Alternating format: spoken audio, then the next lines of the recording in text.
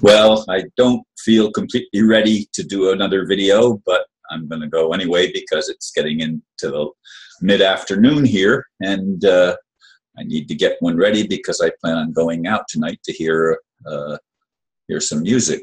Anyway, the title for the video for the 11th of August is Ignoring the Problem Fixes Nothing. August 11th is my daughter's birthday. Once again, I was hoping to do a video with Aristo. He's not been online for 2 days now. Okay, I'll make another video myself, by myself. I keep getting people advising me that focusing on the problem only makes it worse. This is a lie that has infested most of the spiritual community I long considered family. I am opposed by those who are convinced that shining the light on the fraud, corruption, and outright violence against humanity is somehow not being spiritual. These are those who claim unity but practice separation. They refuse to face the world as it is or even to acknowledge the actual situation. It's not an illusion.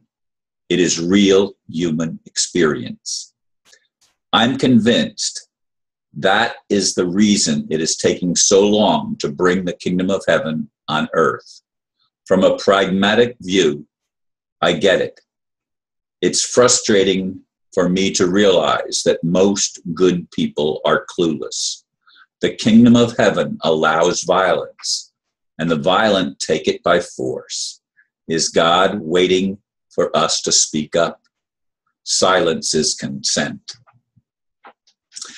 This is a problem that I've wrestled with for a good while, and that wrestling match hasn't stopped yet. It's why I get upset at God and why I get frustrated with my friends who delve into the spiritual escapist mentality, and a lot of it in the United States is done with a 501c3 that says churches and spiritual groups are not allowed to bring up the subject of politics. Well, who do you think that favors? That favors, of course, the cabal that want to have secrecy and want to be in control and don't want people to wake up and make waves. Because if people started standing up to the system that has been created in the United States and around the world, then the secrecy that has shrouded what's happening will no longer be concealed, and it will no longer operate because it requires secrecy for the plan to actually come to fruition. And it's not coming to fruition for the simple reason that when they opened up the internet as a spy mechanism, the internet became the vehicle by which the awakening began occurring at a greater and greater speed. And anybody that's at all aware of how the internet has done that, we need to see that. I mean, to me, it's obvious. Yes, there's information. Yes, there's disinformation. Yes, we have to use discernment. Yes, we have to discern between what is an imbalanced ego and bring the ego into balance. There's nothing wrong with having an identity, an ego. There's nothing wrong with that at all. These people that go around trying to bypass or deny the ego and say that they're above all of that. They're lying. You can't be living on this planet and be above it. You can try to avoid it. You can deny it. But you can't escape it unless you go live on a deserted island or in the wilderness somewhere where nobody else lives. Then you might be able to achieve some kind of a separation from the world itself. But anybody that lives in a community, even smaller communities, are going to find that people have different viewpoints, and there's things going on that are affecting our lifestyle and not just our lifestyle, but our very lives. And we have to be awakened to what's going on, and we have to be willing to embrace it without escapist mentality, without creating doctrines that allow us to deny its reality. Just because our bodies and everything else are mostly empty space, just because it's all energy, just because manifestation is not permanent, doesn't mean that it isn't real when we are experiencing it. It is so real. And we can change it to make the reality of it good. In other words, that which works lovingly, or evil, that which works unlovingly by command and by force.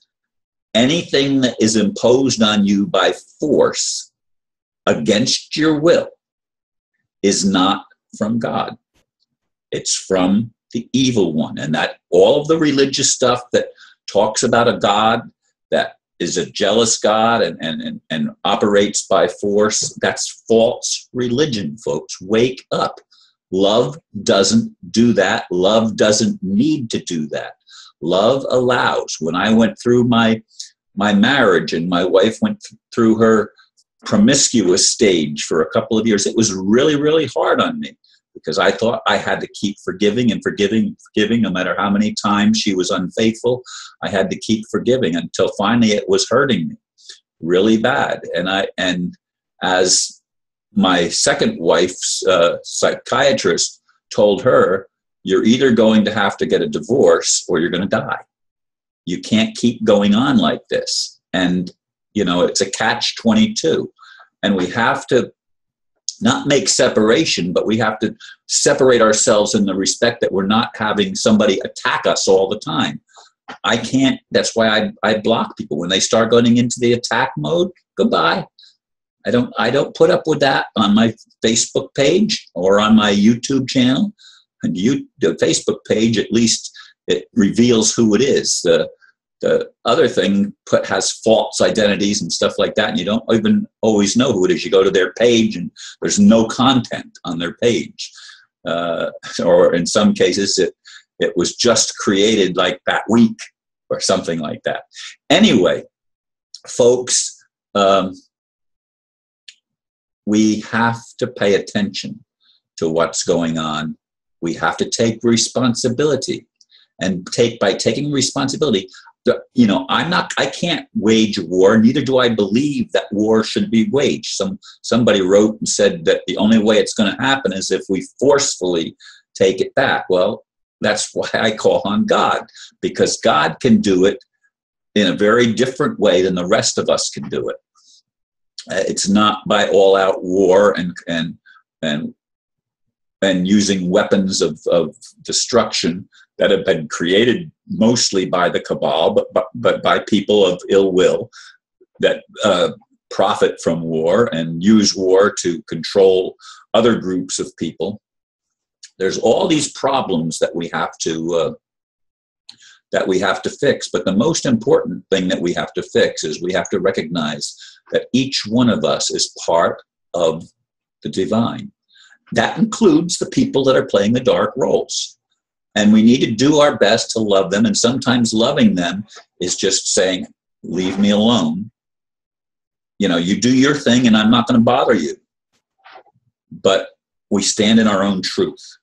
And standing in our own truth and speaking the truth and doing our best to live the truth and to love one another is the only solution that we have available, and every one of us has that solution. Every one of us can do that if we choose to, but we have to get beyond the religious constrictions that tell us that it's the ego, the ego, the ego. There's nothing wrong with an ego that's in balance. There's only something wrong with an ego that thinks it has to control other egos. That's the problem. Anyway, I hope this makes things a little bit clear, and I hope I've answered some of the questions that people have from the New Age or New Thought community that think that avoidance is going to resolve in some good solution. I just don't see it that way, and I do thank you for listening. Namaste.